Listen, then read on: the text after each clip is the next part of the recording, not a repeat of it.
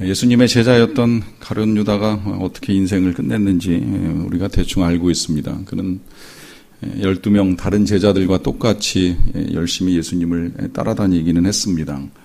여러 가지 훈련도 받고, 그도 예수님이 권능을 줘서 전도하라 나가라 하셨을 때에는 나가서 전도하고 귀신이 항복하는 것을 보았던 사람 중에 한 사람이었을 것입니다. 그런데 이제 그가 마지막에 예수님을 부인하는 것으로, 예수님을 팔아 넘기는 것으로 이제 그의 인생이 거기서 끝나게 됩니다. 반면에 예수님 십자가에 달리실 때에 그 옆에 있었던 한 행악자는 그 마지막 순간에 예수님을 향하여 손 내밀고 하나님의 나라에 임할 때 나를 기억해 달라라고 하는 요청에 응답을 받지요. 그래서 네가 오늘 나와 함께 낙원에 있으리라 하는 약속을 받습니다. 두 사람의 삶을 이렇게 그냥 비교를 해서 생각을 해보는 겁니다. 3년 동안 예수님을 따라다녔는데 하나님의 나라의 약속을 받지 못한 사람과, 또 일평생 악한 일을 하고 또 마지막에 그 악의 대가로 십자가에서 심판을 받는데 결국은 예수님한테 도와달라는 요청 한마디에 낙원을 허락받는 사람의 이 상황을 놓고 보면 하나님이 공평하시다라고 하는 점에 있어서 이제 의심이 가지 않나 하는 생각을 해보는 거예요. 이걸 남 얘기로 하면 조금 우리가 수용하기가 어려울 것 같다는 생각이 들어요. 이게 예를 들어 제가 가끔 농담 삼아, 혹은 뭐 사실 농담도 아니고 사실인 것인데, 우리가 구원을 받는 일이나 아베나 김정은이나 누구나 다 구원을 받을 수 있다는 사실을 이야기하면 이게 이제 약간 불편하게 느껴질 수 있다는 생각을 하기는 해요. 그런데 조금 더 현실적으로 예를 들어서 정말 토요일부터 주일까지, 토요일날 교회 나와 청소하고, 주일날 더운 여름에 주방에 들어가서 봉사하고 땀 흘려 밥하고 하루 종일 수고한 나나, 이번 주엔 날씨도 화창하고 모처럼 맑은데 난 교회보다는 좀 밖으로 나가야 되겠다고 놀러 나가서 1박 2일 실컷 즐기고 돌아온 사람이나 다 똑같이 하나님의 나라에 들어간다라고 하는 사실에 대해서 어떻게 받아들이실 수 있겠느냐라고 하는 거예요. 그에게나 나에게나 주어지는 하나님의 나라는 다르지 않다라고 하는 이 사실을 어떻게 받아들이실 수 있겠느냐 하는 이제 이 문제가 오늘 저하고 여러분들이 나누어야 될 하나님의 나라에 대한 주님의 비유입니다. 나누기 전에 한번 이런 생각을 좀 하면서 이제 오늘 이야기를 했으면 좋겠어요. 우리가 지금까지 이제 보아온 비유 중에 알곡과 가라지의 비유가 있고, 또 이 그물을 던지는 이제 어부의 비유가 있었지요. 이 두 비유의 특징은 아시겠지만, 알곡은 하나님의 나라에 들어가고 가라지는 못 들어간다. 또 좋은 물고기는 거두어 들이지만 못된 물고기는 이제 버린다라고 하는 것에 초점이 맞추어져 있습니다. 그러니까 들어가는 자가 있고 못 들어가는 자가 있어요. 이제 그걸 적용을 할 때는 우리 안에도 들어갈 수 있는 사람이 있고 이제 못 들어갈 수도 있는 사람이 있을 수 있다는 것인데, 그런 말씀을 듣다 보면 이제 이런 부담이 좀 생깁니다. 나는 들어갈 수 있는가 없는가. 물론 이것도 이제 부담이 아니라 어떻게 보면 나는 문제 없을 거라고 생각하는 믿음과 확신으로 반응을 하실 수도 있다고 여겨지는데, 그야말로 그 믿음과 확신으로 나는 알곡이야, 나는 좋은 물고기야, 그러니까 당연히 거두어 주실 거야 라고 하는 믿음을 가지고 계실 수도 있고, 아니라면 나는 가라지야, 난 아무리 생각해봐도 못 갈 것 같아, 나는 못된 물고기 같아, 어쩌면 버림받을지도 몰라 라고 하는 이제 생각을 가지고 계신다고 하더라도, 일단 오늘 본문을 보기 전에 이 비유를 한 번 더 정리를 해드리고 싶은 건 뭐냐면, 이 비유를 우리에게 전해주시는 예수님의 뜻을 한번 생각을 해보자는 겁니다.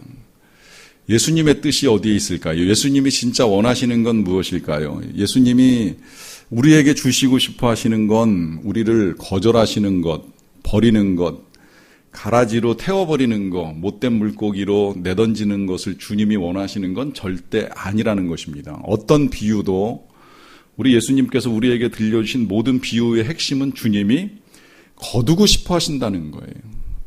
다 받아들이고 싶어 하신다는 거죠.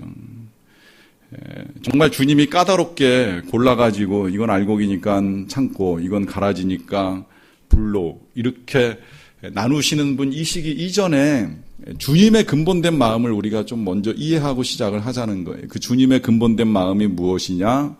주님은 다 거두고 싶어 하신다는 겁니다. 다 알곡이었으면 좋겠다는 거죠. 기왕이면 가라지가 없으면 훨씬 더 좋지요. 다 알곡이라면 창고는 차고 넘칠 것이고 그것이 주님에게 불편할 일은 하나도 없습니다. 얼마나 넉넉하게 만들어 놓으셨는지 다 들어가도 될 만큼 만드신 하나님이시기 때문에 이 가라지 없는 알곡의 세상을 주님이 불편하게 생각하실 건 없다는 거죠. 그런데 이제 문제는 그 주님이 어떻게 보면 그 다 거두신다는 사실, 내가 거두어진다는 사실은 감사하게 생각을 하겠지만 그 사람까지 거두어질 수 있느냐라고 하는 이 사실을 받아들이는 것이 우리에게 이제 쉽지 않기 때문에 이제 오늘의 비유를 통해서 이제 이 문제를 어떻게 볼 것이냐라고 하는 이제 답을 찾게 되겠는데요. 오늘의 비유는 이제 이 천국을 마치 품꾼을 얻어 포도원에 들여 보내려고 나간 집주인과 같다 하는 것으로 시작이 됩니다. 이 비유를 풀어나감에 있어서 뭐 천국을 포도원으로 보시고 집주인을 하나님으로 봐도 틀리지는 않아요. 그렇게 봐도 돼요. 그렇게 보고 그냥 풀어나가도 아무 문제 없어요. 나중에 청지기는 예수님으로 보시고 이제 해도 상관은 없어요. 그런데 다만 초점을 그렇게만 맞추면 이제 우리가 정말 요 비유를 통해서 이제 추려야 될 주님의 생각을 추리기가 어렵기 때문에 저는 그 천국을 이 포도원이라고 볼 수도 있지만 차라리 집주인 내지는 집주인의 마음 이것에 초점을 맞추면 어떨까 하는 생각이 듭니다. 이제 그렇게 말씀을 드리는 이유가 있어요. 그건 뭐냐면 계속 이 비유를 다루면서 말씀을 드립니다마는 이 하나님의 나라는 저 미래에 우리가 도달하게 될 곳이 아니라는 말씀을 드렸어요. 물론 궁극적으로는 가겠지만 그 하나님의 나라는 그때 이루어지고 그때 경험하는 것이 아니라 우리가 이 땅, 이 세상을 사는 동안 우리의 현실적인 삶에서도 능히 경험해야 되는 나라이기 때문에 이제 그걸 경험하기 위해서는 하나님의 마음에 대한 이해가 필요합니다. 그러니까 하나님의 나라를 우리가 이 땅에서 선취적으로 경험하기 위해서 지금 하나님의 마음을 알면 훨씬 유익하다는 거예요. 그래서 우리가 지난 시간에도 용서에 관한 말씀을 다룬 이유가 용서 안 하면 내 마음의 지옥에 붙들려 살아가지만 용서하면 하나님의 나라가 내 안에 임함으로 인하여서 내 마음의 평강, 내 마음의 기쁨으로 살아갈 수 있기에 그 하나님의 나라를 지금 이제 경험하게 된다는 말씀을 드렸는데 오늘도 역시 마찬가지입니다. 이제 우리가 이 천국을 나중에 이제 보게 되는 포도원의 그 결과로도 볼 수 있겠지만 집주인과 같다라고 하는 요 표현 그대로 천국을 집주인이신 하나님의 마음으로 이해를 하면 우리가 이제 하나님의 나라를 이 땅에서 이제 미리 경험할 수 있게 된다는 의미가 되는데요. 이제 이 집주인이 한 행동을 눈여겨보도록 하겠습니다. 2절로 넘어갑니다. 그가 하루에 한 데나리온씩 품꾼들과 약속하여 포도원에 들여보냈다 그래요. 이 데나리온에 대한 이해가 조금 필요한데요. 이제 데나리온 당시 노동자의 하루치 품삯이라 이렇게 이제 보통 우리에게 많이 알려져 있는데요. 조금 이제 정확하게 설명을 해드리자면 주로 로마 군인들이 받는 삭시입니다. 그러니까 이스라엘 노동자들이 받는 거는 한 데나리온에 약간 못 미쳐요. 그러니까 이게 그냥 오늘날로 이해하기 쉽게 또 표현하면 정규직과 비정규직 내지는 정규직과 일용직 정도의 차이, 그러니까 고임금을 받는 사람과 고임금을 받지 못하는 사람의 차이가 좀 있을 수 있는데 이 한 데나리온은 당시 로마 군인들이 받는 급여이다 보니까 상당한 수준의 급여가 되는 거예요. 그런 면에서 이스라엘 사람들은 그에 미치는 삭을 받지 못하는 일도 있었는데 지금 이 집주인이 하루에 한 데나리온씩 품꾼들과 약속을 했다는 것은 비교적 넉넉하게 주시겠다라고 하는 것이고요. 그 다음에 이제 여기 분명히 약속이 있습니다. 하루 한 데나리온씩을 약속하여 포도원에 들여보냈어요. 그런데 3절에 보니까 또 제3시에 나가보니 장터에서 놀고 서 있는 사람들이 있는지라 그래요. 참고로 성경에 나와 있는 시간들을 아시겠지만 성경은 해가 뜰 때부터 1시입니다. 그러니까 이른 아침 정도가 이제 1시가 되는 것이고 제3시 그러면 이게 보통 한 우리 시간으로 9시 정도 되는 거예요. 9시 정도 됐는데 보니까 장터에서 일을 얻지 못해서 놀고 서 있는 사람들이 있는 겁니다. 그들에게 이르되 너희도 포도원에 들어가라. 내가 너희에게 상당하게 주리라 그랬어요. 어느 정도인지 약속은 하지 않았습니다. 그러나 상당하게 주겠다는 건 부족하지 않게 주겠다는 약속한 것이고요. 넉넉하게 약속을 하다 보니까 이제 그들이 들어갑니다. 그 다음에 제6시와 제9시에 또 나가서 그렇게 했어요. 제6시는 낮 12시에 들어가는 사람이고요. 제9시는 오후 3시에 들어가는 사람입니다. 여기서 멈춘 것이 아니라 6절에 보시면 제11시, 그러니까 오후 한 5시 정도 되었는데 그때 나가보니까 서 있는 사람들이 또 있습니다. 그러자 이제 질문을 하는 거예요. 너희는 어찌하여 종일토록 놀고 여기 서 있느냐 하면서 질문을 해요. 그러자 이제 그들이 대답합니다. 우리를 품꾼으로 쓰는 이가 없음이니이다. 하니까 너희도 포도원에 들어가라 하는 이제 명령을 하게 됩니다. 우리를 품꾼으로 쓰는 이가 없다라고 하는 이 말은 아무도 우리를 받아주지 않는다는 거예요. 아무도 우리를 쓰려고 하지 않는다. 그러자 이제 그때 포도원에 들어가라 하는 명령을 하죠. 이 명령을 들은 이 제11시에 포도원에 들어가게 된 사람의 입장에서 생각을 해보면 굉장히 감사한 일이 된다라고 하는 건 너무나도 분명합니다. 이해를 돕고 정리하기 위해서 이렇게 보셔도 좋을 것 같은데 이 품꾼들의 생각과 그 다음에 집주인의 생각을 가지고 이야기를 해보면 좋을 것 같아요. 물론 품꾼들의 생각이 어땠을지는 모르겠는데 어쩌면 처음에 제일 먼저 이른 아침에 부름을 받은 사람들이 감사로 시작을 하지 않았을까. 여기 지금 일하기 위해서 나와 있는 사람이 굉장히 많은데 그 중에 몇 사람 추려서 데리고 갈 때.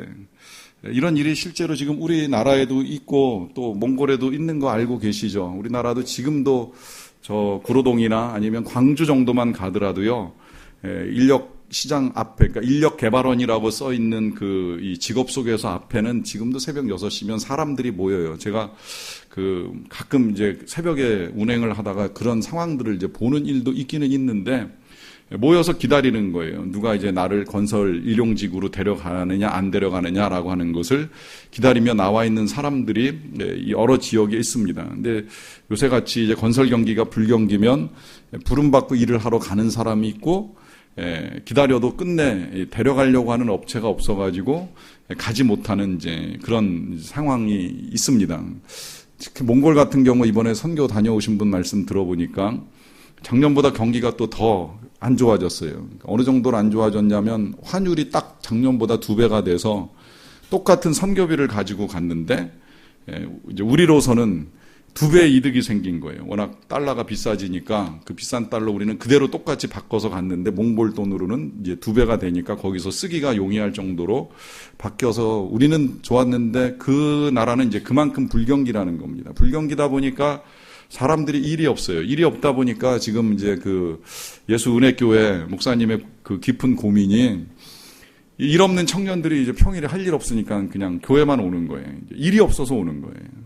근데 이제 오니까 그럼 우리 와서 전도라도 하자. 같이 찬양하고 예배드리고 전도라도 나가자. 그러고 이제 전도 나가죠. 근데 또 그냥 마냥 일을 하면 이 청년들도 뭔가 자기 삶에 이제 해결돼야 될 부분들이 있어야 되는데 이제 그걸 다는 해결을 못 해줘도 이제 교회가 조금이라도 도와줘야 되니까 이제 재정적인 부담이 생겨나는 겁니다. 어쨌든 그걸 어떻게 받아들이든지 간에 일을 할 수 없는 상황에서는 생각해보면 그렇게라도 뭔가 할 일이 있다는 것도 감사하고 일을 하고 조금이라도 이제 받는 것이 이제 감사하게 여겨질 수 있는 그런 상황이라고 하는 것입니다. 그런데 이제 문제는 그것이 일이 다 끝나고 난 다음에 이제 이 삭슬 정산할 때 생기는 문제인데요. 8절 보겠습니다. 저물매 포도원 주인이 청지기에게 이르되 품꾼들을 불러서 나종 온 자로부터 시작하여 먼저 온 자까지 삭슬 주라 하니 제11시에 온 자들이 와서 한 데나리온씩을 받는다 그래요. 자, 임금을 주는 순서가 이제 맨 나중에 온 사람부터 주는 겁니다. 맨 나중에 온 사람, 그러니까 한 시간 정도 일한 사람이라고 할 수 있겠는데, 이 사람들이 한 데나리온씩을 받았어요. 자, 여기서 일단 먼저 우리가 생각해 봐야 될 건 이 한 데나리온을 받은 사람들의 마음입니다. 어떨까요?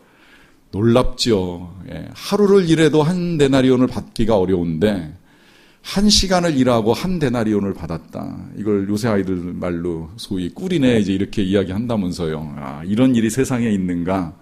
야, 이렇게 일하고 돈 받을 수 있으면 그야말로 다들 여기가 천국이다 이제 이렇게 이야기를 할 거예요. 그런데 안타깝게도 남이 그렇게 일하고 돈 받는 거 내가 받으면 천국일지 모르지만 이제 남이 받으면 그때로부터 내 마음은 이제 지옥에 떨어지기 시작을 하는데, 그 지옥에 떨어지는 사람들 보겠습니다. 10절입니다.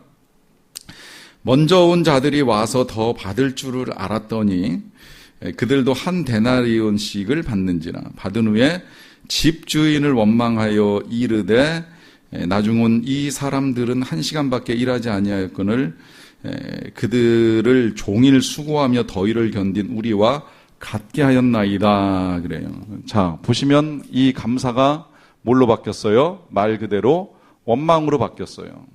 자, 원망으로 바뀌었다. 그 이유가 뭐예요? 그 이유는 비교했기 때문입니다. 비교했기 때문에. 누구하고 비교해요? 먼저 온 사람이 나중 온 사람하고 비교하면서 감사가 원망으로 바뀌어버린 거예요. 근데 사실 뭐 주인이 나중에 이제 이야기를 하겠지만 주인이 잘못한 건 없어요. 주인은 처음부터 한 데나리온에 약속을 했어요. 사실은 그래서 이 천국의 특징 가운데 하나가 그 뭐냐면 약속이라고 하는 거예요. 약속. 이 약속을 믿는 자가 받는다는 거죠. 그래서 이제 믿음이 되게 중요한 건데 주인이 약속을 어긴 건 하나도 없습니다. 주인은 약속대로 먼저 왔건 나중 왔건, 아니 심지어 나중 온 사람은 약속하지도 아니한 한 데나리온을 줄 만큼 철저하게 약속을 지키는 분이었어요. 그런데 그 약속을 지키는 과정 중에 더 받으리라고 생각을 했는데 더 받지 못하다 보니까 감사가 원망이 됩니다. 그 감사가 원망이 되는 데에는 비교라고 하는 것이 있었는데, 이 비교가 왜 비교가 되고 원망이 되느냐라고 하면 거기 이제 이 사람들이 하는 말이 있어요. 뭐라고 이야기하냐면 종일 수고하고 더위를 견딘 우리. 무슨 말이에요? 여기 내가 수고하고 더위를 견디는 공로가 있는데 어떻게 그 사람하고 나하고 똑같을 수 있느냐라고 하면서 지금 원망을 하게 되는 겁니다. 이건 우리가 조금 이제 짚고 넘어가야 될 필요가 있는 것이 뭐냐면 여기서 늘 이제 우리 안에 천국이 깨지는 겁니다. 사실 천국은 감사로부터 시작이 되고 감사로부터 끝나는 것인데요. 그 감사가 때로 이제 원망이 되거나 섭섭함이 되는 데에는 비교에 있습니다. 근데 그 비교가 이제 지금 여기는 이제 수고하고 공로로 말씀을 드렸는데 또 어떤 데서 이제 생겨나느냐면 시기와 질투에서 이제 비롯이 됩니다. 이 시기와 질투가 뭐냐면 내가 가진 거, 내가 받은 거보다 저 사람이 가진 거, 저 사람이 받은 것이 많다. 더더군다나 우리 똑같이 포도원에서 일을 했는데 지금 이 일한 시간에 따라 이제 공정하게 주어야 될 것을 왜 다르게 주느냐라고 하는 이제 말씀을 하시는데, 일단 그 공정성에 있어서는 조금 더 우리가 살펴보기로 하고요. 여기서 이 시기와 다툼이라고 하는 것에 대해서 이제 야고보서 기자가 했던 말씀을 우리가 생각을 해볼 필요가 있는데, 이 시기와 다툼은 세상적이요, 정욕적이요, 마귀적이라 이렇게 표현을 해요. 아주 리얼하게 그 지적을 하는 겁니다. 시기와 다툼은 세상적이고 정욕적이고 마귀적이다. 그러니까 이 비교의식 자체가 마귀로부터 나온 것이라는 거예요. 악마적이라는 거예요. 그럼 어떻게 해야 되느냐? 원칙적으로 하나님의 나라는 비교가 아니라 절대입니다. 절대. 이게 비교가 상대라고 하면 하나님의 나라는 절대적으로 하나님이 나에게 주신 것을 바라보는 거예요. 이제 그렇게 보면 이렇게도 생각을 해볼 수 있을 것 같은데요. 이 하나님의 나라가 우리 안에서 이루어지지 않는 이유는 이 하나님을 보는 것이 아니라 다른 사람을 바라봄으로 말미암아 형성되는 것이라는 거예요. 그러니까 하나님께서 나에게 주셨던 절대적인 은혜만 생각하면 맘 상할 게 하나도 없었던 것들이 다른 사람과 비교함으로 시기하고 시기함으로 원망해서 하나님의 나라가 깨지게 되는 거죠. 그 깨지는 데에 가장 큰 역할을 하는 것이 바로 이겁니다. 우리의 수고와 우리의 공로. 그러니까 결국은 이 비교의식이나 공로의식 같은 것들이 우리 안에 하나님의 나라를 이루는 데 있어서 얼마나 악한 것인가 하는 생각을 하게 되고요. 이 공로의식이 자리를 바꿔서 하나님의 나라의 생각으로 바뀌려고 하면 이제 그게 은혜요, 부채라는 생각을 가져야 돼요. 여기서 은혜요, 부채라 하는 것은 하나님이 다 거저 주셨다라고 하는 생각, 그리고 내가 하나님께 대하여 받을 것이 아니라 빚진 것이 더 많다는 생각이 그만큼 중요하다라고 하는 것입니다. 조금 더 읽어보고 말씀을 더 나누도록 하겠습니다. 13절입니다. 주인이 그 중에 한 사람에게 대답하여 이르되 친구여, 그래요. 이 표현도 참 예수님이 기가 막힌 지혜로 사용하신 표현이라고 여겨집니다. 품꾼이지만 집주인이 친구여라고 이제 표현해요. 저는 이 표현 속에서 그런 생각도 해요. 어떻게 보면 이 사람들은 지금 이제 경쟁 의식을 가지고 어떻게 그와 내가 똑같이 받을 수 있느냐라고 하는 생각을 했는데, 지금 예수님이 이 친구여라고 하는 표현을 통해서 동료 의식으로 그나 나나 달라서 안 된다라고 하는 의미로 지금 전달하는 것을 이제 우리가 볼 수 있습니다. 그래서 내가 네게 잘못한 것이 없노라, 네가 나와 한 데나리온의 약속을 하지 아니하였느냐 하면서 주인은 약속을 지켰다는 걸 분명하게 밝히고 있고요. 그리고 이제 이어 14절에서 이렇게 말씀합니다. 네 것이나 가지고 가라. 나중에 온 이 사람에게 너와 같이 주는 것이 내 뜻이니라, 그래요. 자, 이제 여기서부터 조금 이제 이해하기 힘든 말씀을 하시는 거예요. 네 것이나 가지고 가라. 그리고 나중 온 이 사람에게 너와 같이 주는 것이 내 뜻이니라. 일단 여기서 한 가지 또 확인하게 되는 건, 주는 건 주인의 뜻이라는 겁니다. 다시 말하면 하나님의 나라를 허락하시는 건 하나님의 주권이라는 거예요. 하나님의 주권. 이 절대라는 표현을 사용하는 이유가 이제 여기에 있는 겁니다. 절대 하나님의 주권에 달린 문제이지, 하나님의 나라가 쉽게 말하면 구원이 우리의 수고나 공로에 의하여 거두어지는 보상이 절대 아니라는 거예요. 이 부분은 이 지금 비유를 전후 문맥을 가지고 좀 이해를 하시면 이제 더 풍성하게 도움이 될 거라고 생각이 되는데요. 이 비유는 원래 앞뒤에 이제 똑같은 말씀이 반복되어 있어요. 그 말씀은 먼저 된 자가 나중되고 나중된 자가 먼저 된다는 말씀입니다. 비유를 말씀하시기 전에 그 말씀을 하셨어요. 우리가 성경을 보는 편의상 장절이 구분되어 있지만 실은 이 말씀, 이 비유 앞에 있는 말씀이 끊어진 게 아니라 예수님이 먼저 제자들에게 먼저 된 자가 나중되고 나중된 자가 먼저 된 자 하시고서 비유를 가지고 설명하시고 한 번 더 결론에 가서 먼저 된 자가 나중되고 나중된 자가 먼저 된다라고 하는 말씀을 또 하십니다. 그러면 이제 예수님이 왜 이 말씀을 하시는지에 대해서 우리가 생각을 해볼 필요가 있는데, 이 말씀을 하시게 된 원래 처음 배경은 부자 청년, 관원일 수도 있는 부자 청년이 예수님을 찾아온 데서부터 시작이 돼요. 찾아와서 물어본 질문이 있죠. 어떻게 하면 영생을 얻습니까? 라고 하는 질문을 했어요. 자, 그 질문 앞에 예수님이 처음에 하신 말씀은 계명을 지키라 하는 대답을 했습니다. 그랬더니 청년이 다 지켰다 그래요. 그때 이제 예수님이 한 가지 부족한 것이 있다고 하시는 말씀이 네 가진 것을 다 팔아서 가난한 자들에게 주라 그랬어요. 그렇게 말씀하신 이유는 이 계명은 하나님을 사랑하고 이웃을 사랑하는 것이 계명인데, 이 청년은 자기가 계명을 다 지켰다고 생각을 했지만 막상 자기의 재산을 팔아서 가난한 사람을 주는 사랑까지 못했다는 사실을 깨달으면서 이제 고민하고 돌아가잖아요. 아, 내가 사랑하는 줄 알았는데 사랑을 못했구나 하는 사실을 깨달으면서 돌아가요. 근데 이 고민한 청년뿐만이 아니라 실은 제자들도 충격을 좀 받았어요. 아마 우리도 사실은 지금도 그 비유 들으면 마음이 불편하고 또 그런 질문 남아야 돼요. 그럼 도대체 누가 하나님의 나라에 들어갈 수 있습니까? 우리가 우리의 재산을 팔아서 가난한 사람들에게 나누어 주는 일을 쉽게 할 수 없는데 그러면 누가 하나님의 나라에 들어갈 수 있습니까? 라고 하는 질문을 하게 되거든요. 그 질문 앞에 예수님이 하신 대답은 이런 대답이었어요. 사람으로서는 할 수 없는데 하나님으로서는 할 수 있다.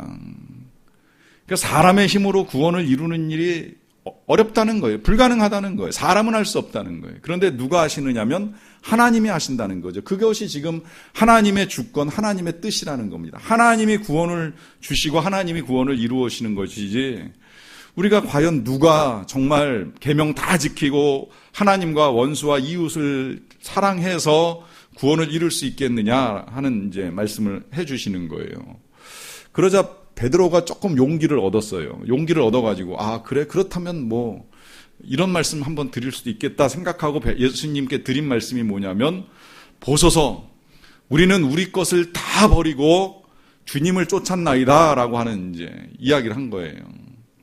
실제로도 그랬고요. 베드로가 예수님을 따라 나설 때는 뭐 아버지도 버리고 그물도 버리고 배도 버리고 전적으로 이제 예수님만 따라 나선 거죠. 자, 그러니까 예수님이 그 말씀을 듣고 나서 뭐라고 말씀하시냐면 이제 이렇게 말씀하십니다.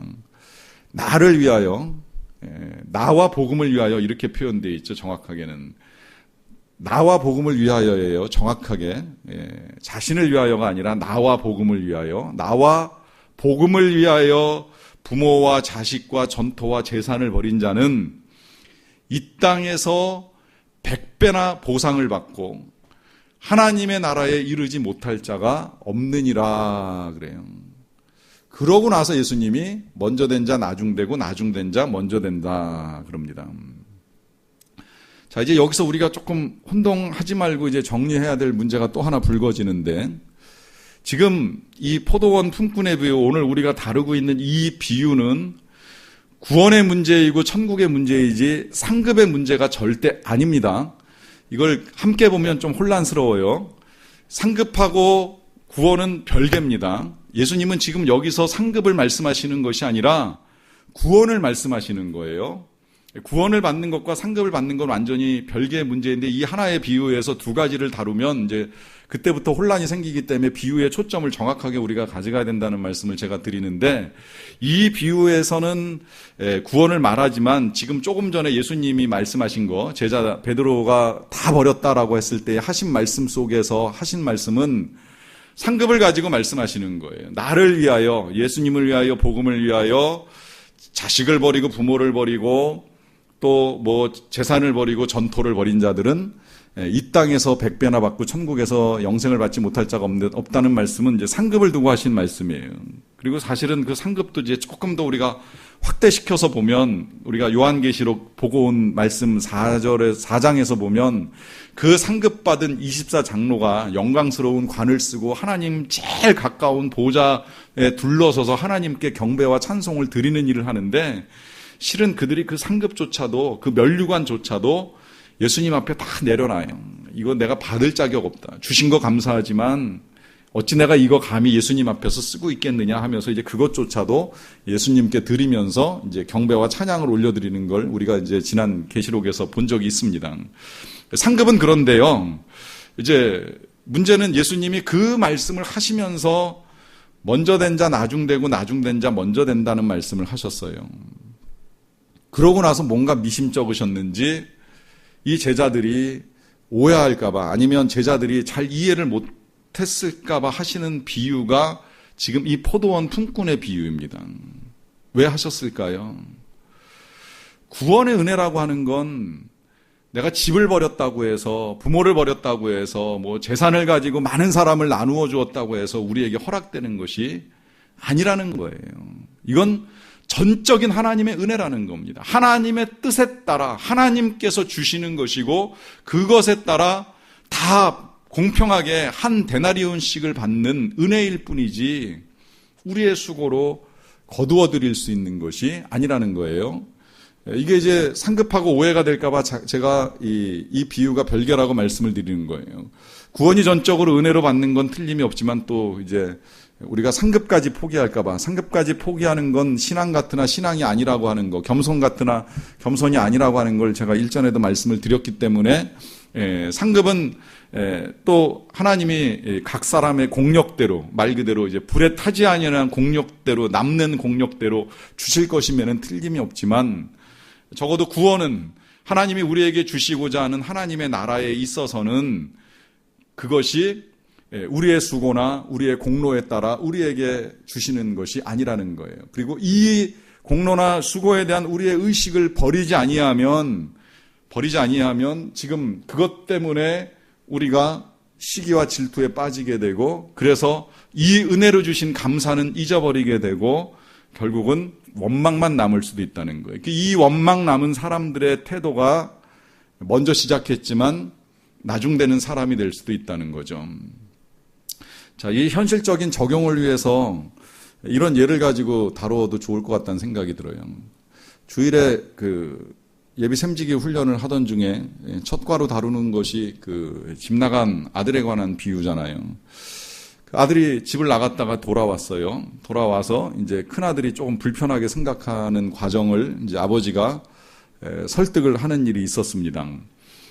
이제 그 이후에 대한 논의가 이제 되기 시작을 했어요. 그 이후에 큰 아들은 어찌하였을 것이고, 둘째 아들은 어떻게 되었을 것이냐라고 하는 이제 이 논의를 하게 됐어요.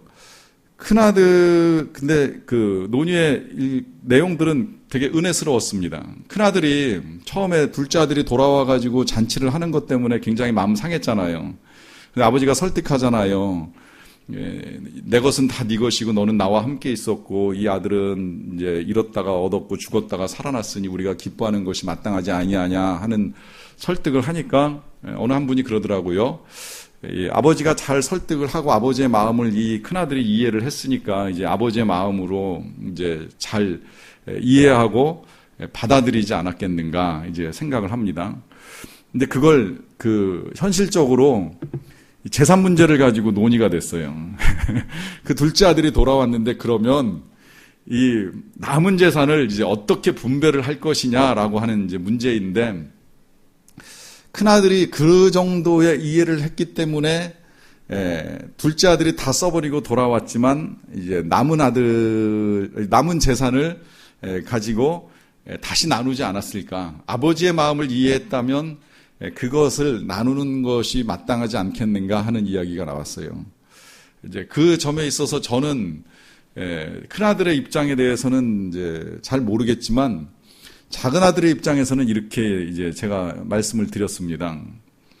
작은 아들 입장에서는 돌아와서 이제 생각지 않게 아버지에게 받아들여졌잖아요. 와서 품꾼에 하나로 써달라고 하려고 그랬더니 아버지가 뭐 가락지 끼워주고 뭐 하여튼 옷 입혀주고 신발 신겨주고 잔치해주고 하면서 아들로 받아주셨잖아요.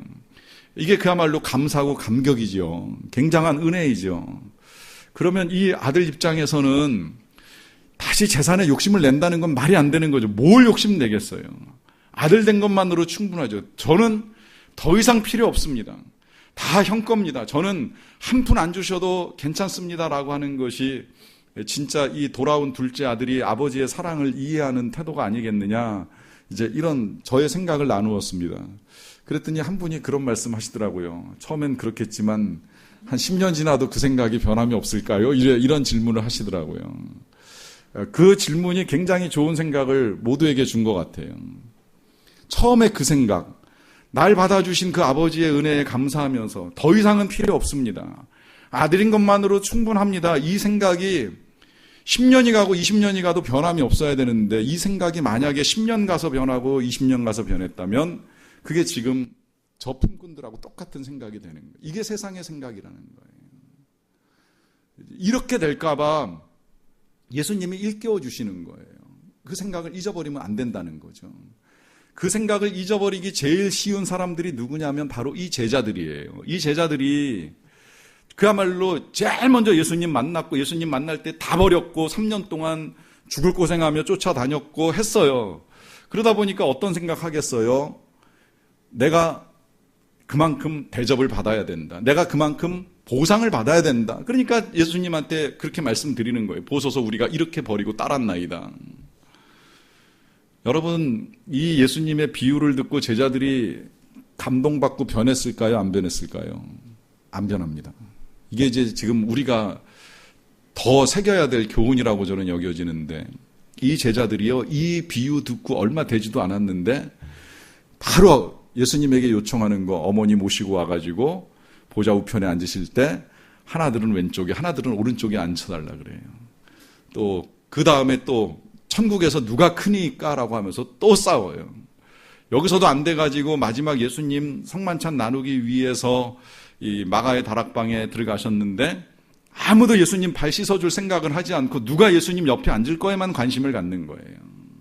결국은 씻어줄 사람이 없으니까 예수님이 물 떠와가지고 한 사람 한 사람 다 씻겨주시잖아요. 이 귀한 비유, 우리가 다 은혜로 말미암아 구원받은 하나님의 자녀라고 하는 사실을 들었음에도 불구하고 여전히 공로의식, 비교의식, 우월의식에 사로잡혀가지고 진짜 우리가 붙들고 가야 될 이 은혜, 이 하나님의 주권과 우리가 다 한 죄인이라고 하는 사실을 잊어버리고 살아가는 것이지요.